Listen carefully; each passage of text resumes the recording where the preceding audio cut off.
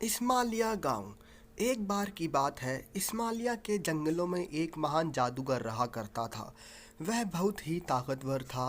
उसने अपने पास काफ़ी भूत प्रेतों और चुड़ैलों को कैद कर रखा था।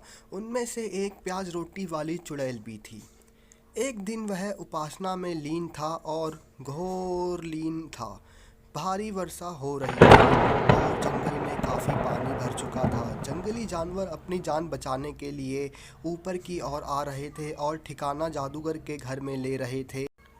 उनमें एक लोमड़ी भी थी जो कि एक कांच की बोतल से टकरा गई और बोतल फूट गई और उसमें से एक बहुत ही खतरनाक चुड़ैल बाहर आ गई और वह जोर जोर से हंसने लगी और उसको भूख लगी।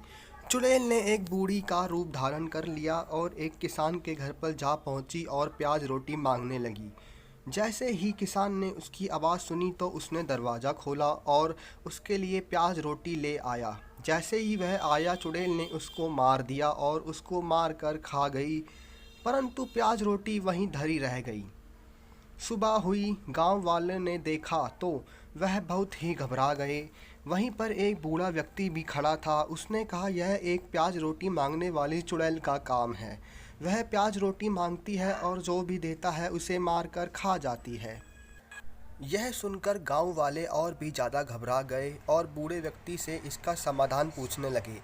तभी वह व्यक्ति बोला कि अगर किसी के भी घर के बाहर यह आए और मांगे तो मना कर देना।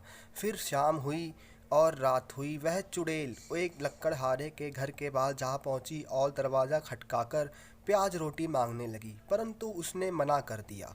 चुड़ैल हंसने लगी और वहाँ से चली गई।